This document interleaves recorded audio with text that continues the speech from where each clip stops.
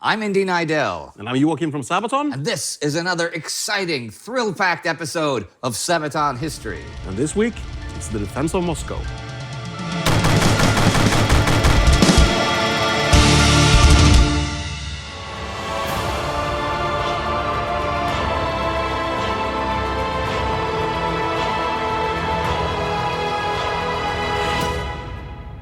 Defense of Moscow in 1941. The Axis invasion of the USSR in World War II was codenamed Operation Barbarossa, and the drive on Moscow, Operation Typhoon.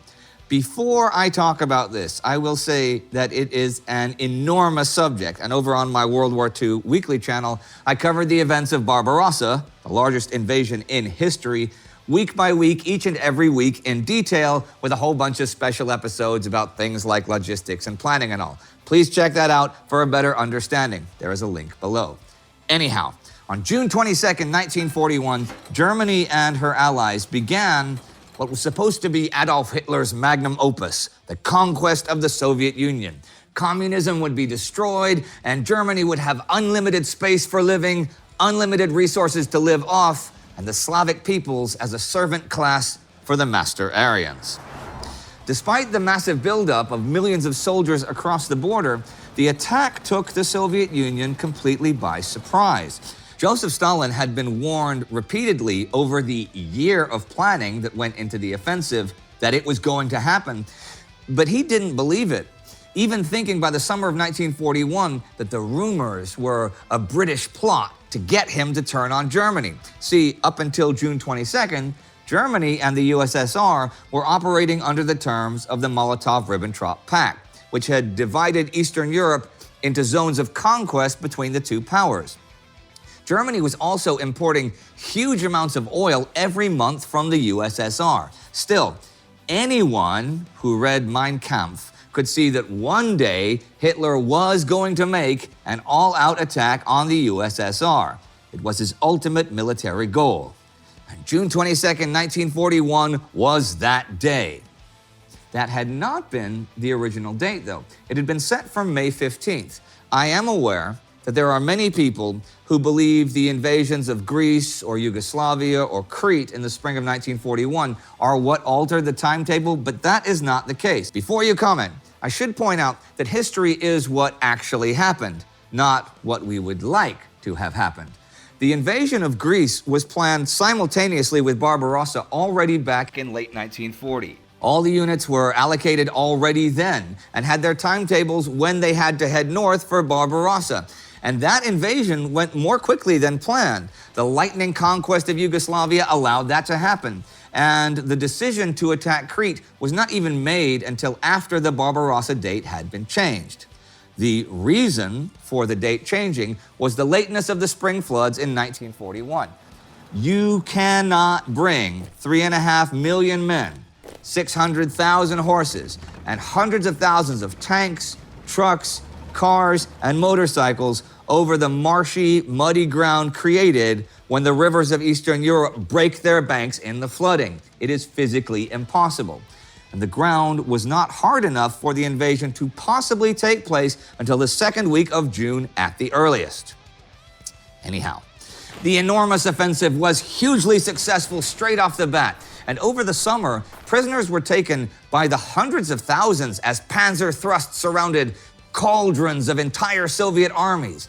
But even during its greatest successes, the operational flaws of Barbarossa could be seen.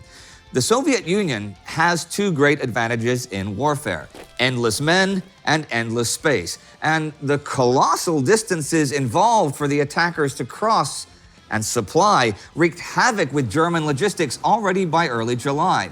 There were few roads, and German trains were a different gauge from the Soviet ones. So whole new track systems had to be built because the Soviets destroyed their rolling stock, installations, and, well, everything as they fell back or were pushed back. Also, whereas in the Battle of France, the panzers could fill their tanks at roadside gas stations, the Soviets used a different octane gasoline. Basically, everything that was needed to supply the millions of men and their animals and vehicles had to be brought in from further and further away as the summer turned to autumn and the Soviet resistance grew stiffer and stiffer. As the Wehrmacht overrun, Russia 1941. They don't been long, we stand our ground, 1,000,000 strong. We are ready for the strike, face the army of the Reich, 1,000,000 strong. This is our land, they don't belong. But this episode is not about Operation Barbarossa. It is about Operation Typhoon, the German drive on Moscow. The orders for the operation are issued September 6th and call for the destruction of the forces blocking the Moscow road in the limited time which remains available before the onset of the winter weather. Operation Typhoon begins October 2nd. Hitler announces, "Today begins the last great decisive battle of the year. At last, we have created the prerequisites for the final tremendous blow, which, before the onset of winter, will lead to the destruction of the enemy." Actually, the night before, he issues a proclamation to be read to the troops that, "In barely 3 months, you have taken over 2 million prisoners. You have destroyed or captured 17,500 tanks and over 21,000 guns. You have downed or destroyed on the ground 14,200 planes. The world has never seen anything like this." Which may well be true, but, they still haven't won. Dr. Heinrich Happe, who's been with the spearheads of Barbarossa since June 22nd, writes that in spite of such staggering losses, east of the Meja, the Russians prepared a strong system of trenches, bunkers, tank traps, and barbed wire entanglements, brought up supplies, and gathered their strength to stand against us once more. And just a side note, there is no guarantee that even taking Moscow will mean the fall of the Soviet Union. Yet the offensive immediately breaks through the Soviet positions. Panzer Group 4 advances 15 kilometers that day. Panzer Group 3, 20. On the 3rd in Berlin, Adolf Hitler gives his first national address since Barbarossa began. On the morning of June 22nd, the greatest struggle in the history of the world began. Today, I can state that everything has gone to plan. I may say today that this opponent has already broken down and will never rise again. By that evening, the Panzers have advanced a full 50 kilometers. Panzer Army Commander Heinz Guderian reports snow on October 6, but as John Keegan points out, it's hard to know which would be better for the attackers, a long autumn or an early winter. A long autumn will mean trying to advance through roads turned into swamps by the rains, which might not be possible, but an early Russian winter, will freeze the roads solid enough but will bring blizzards and frostbite. As planned, while the Germans advance, Russian peasants set fire to the already harvested crops, blow up village buildings, and drive the animals away. They will leave behind literally nothing but blackened earth for the Germans. And the Red Army is really starting to fight back. And yet, the armored rings of Army Group Center's 3 panzer groups are slowly closing. But already after the first few days, Guderian's and Hermann Hoth's panzers cannot advance temporarily for lack of fuel. The Luftwaffe does not have any sort of aerial supremacy, and the Red Air Force is making life difficult for the Germans on the ground. However, Soviet Army Chief of Staff Boris Shaposhnikov gets a report that a German column, 20 kilometers long, is advancing unopposed on Yukhnov, around a third of the way to Moscow.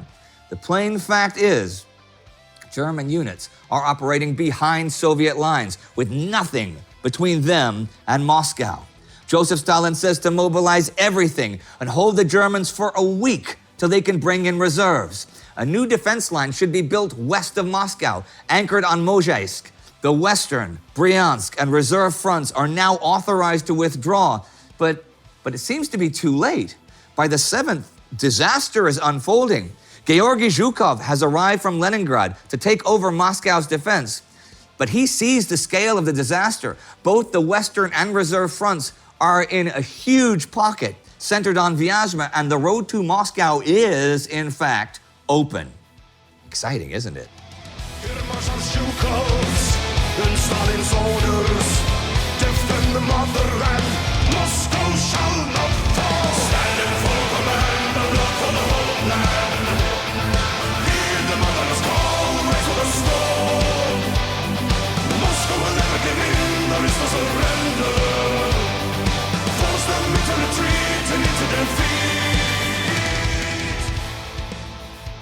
weather changes at the end of the first week.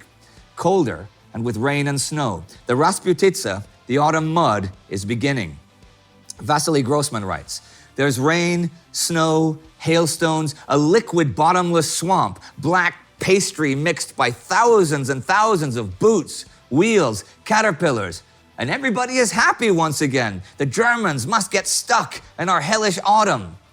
But Army Group Center's war diary that day proclaims, all corps have the order, forwards, forwards, forwards. By mid-month, there is panic in Moscow, and people evacuate east. But Zhukov has mobilized 250,000 Muscovites, most of them women, to build the city's defenses. After 3 weeks of typhoon, stubborn defense and ever more mud, snow, and ice have prevented the Germans from reaching the city.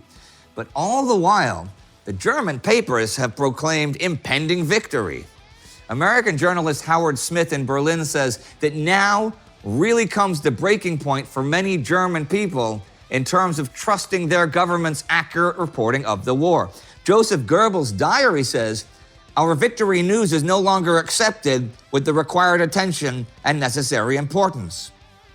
And even as Vyazma falls, it drives home the question to the average German soldier, just how big is the Red Army? Because they're still not beaten. Vyazma is just the first hurdle. And when Stalin gets the intelligence that the Japanese will definitely not attack the Soviets in the east until at least the spring of 1942, he orders half of the divisional strength of the Far East to head west to hold Moscow. That's more than 8 divisions with 1,000 tanks and 1,000 planes. 500,000 people are now working on the city's defenses, but the Germans are just 100 kilometers away. However, the Blitz tactics, which had so utterly shattered the Soviet front in early October when conditions were dry and the Panzer forces more tightly concentrated, were now impossible. On October 30th, Operation Typhoon comes to a halt until the winter weather can freeze the ground enough for some mobility to return for the Germans. On November 7th, Joseph Stalin gives his famous speech of defiance in Red Square and the October Revolution Parade, promising the destruction of the German invaders. Their drive is renewed November 15th in minus 20-degree weather. Lubricating oil freezes, rifle bolts break, sentries freeze to death, but the German advance continues. Advance units cross the Volga-Moscow Canal. General Konstantin Rokossovsky gets the order. Kryukovo is the final point of withdrawal. There can be no further falling back. There is nowhere to fall back to. The canal is now the last big obstacle before Moscow is surrounded from the north. On the morning of November 28th, German panzers are not more than 35 kilometers from the Kremlin. Erich Hepner's 4th Panzers take Krasnaya Polyana November 30th and are now in artillery range of Moscow. In the morning of December 1st, Gunther von Kluge's 4th Army launches a furious attempt to take the shortest route to Moscow, the Minsk-Moscow Highway. By noon, the Soviets have been pushed back several kilometers and the Germans are 7 kilometers from the highway. Should they reach the highway and split the Soviet 5th and 33rd Armies, well, Zhukov cannot allow that to happen, so he throws everything he has left into the breach. On December 2nd, a German combat engineer patrol reaches Khimki, 18 kilometers from the city center, on a scouting mission. This is the closest the Germans get to Moscow. In a deep and terrible freeze, with German soldiers screaming in the snow that they could not go on, the last German bid for Moscow had failed. On December 4th, it is minus 37 degrees. Blizzards have begun, and the Wehrmacht has been stretched to its breaking point and has failed. And at 3 a.m., December 5th, the Great Red Army counteroffensive begins. But that, my friends, is a story for another day. Face the bullets of their guns, Russia's daughters and her sons, all the brave who stand against the typhoon. But what is the tale for today? I'll ask you a question in a second, but this is the first episode with you that we've done in this new set. Yes. So what do you think? So far, so good. It's Yeah. the first shot. There's a bit of sand on the floor. So it's really super beautiful. Even the historical part that we saw was the first part of 4. Yeah, this is all new. And this is what's going to be the set for the next 11, 12 episodes whenever like they that. get to come out. Now, I'm holding a grenade. Why? Well, I can't let go of it because then we'll have to build another set. Okay, but enough about me. The tale for today, all right? Tale for today, the defense of Moscow. Yes. Okay, well, tell me a little bit about this. This is a bit of an unusual song, actually, because it's a cover. We've done covers before. Yeah. But this is a cover of a Russian guy called Radio Tapok. And in the past, he's done Sabaton covers. I would say, well, some of the most famous ones would be Attack of the Dead Men, Right. Night Witches, but check him out, seriously. He's done a lot more stuff. And he made the song about the defense of Moscow Right. in the style of Sabaton. So Okay. it's his song that he did in the style of Sabaton. And we thought, well, he's done a bunch of covers on us. Why don't we do. make a cover of his stuff, you know?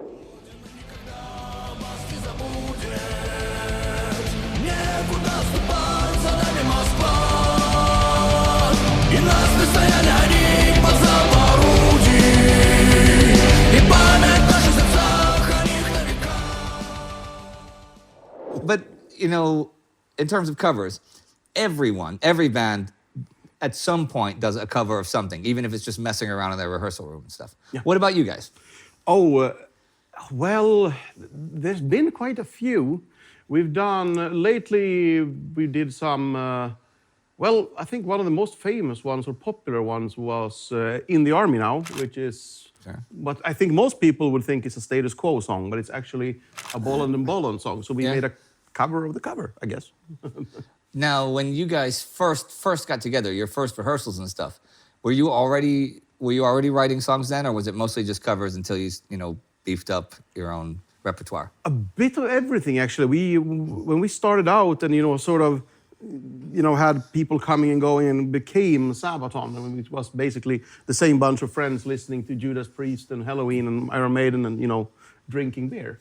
There was a bunch of covers from all kinds of bands. But really early, we started making our own music as well. And you planned to be like 100% like this. Our show is 100% Sabaton music. Was the I idea? mean, at that point, we didn't have a career plan or anything. We were just a bunch of guys drinking beer and having fun, Well, what about other people's covers that might be either unexpected or things that you think are a cover of something and they're not? They're a cover of something different. Well, for me, I mean, I hadn't known when I heard Johnny Cash play Hurt when that was released. I think Yeah. it was Rick Rubin who Yeah, did the when they did the arrangements for American him. songs, yeah. And I didn't know that was a cover until a year later, that it was a Nine Inch Nails song. Oh, I remember the Nine Inch Nails version. I liked Nine Inch Nails back in the day. Yeah. Back in the day. You see, it's not just Gina G and Bailando for me. I have a fairly broad palette.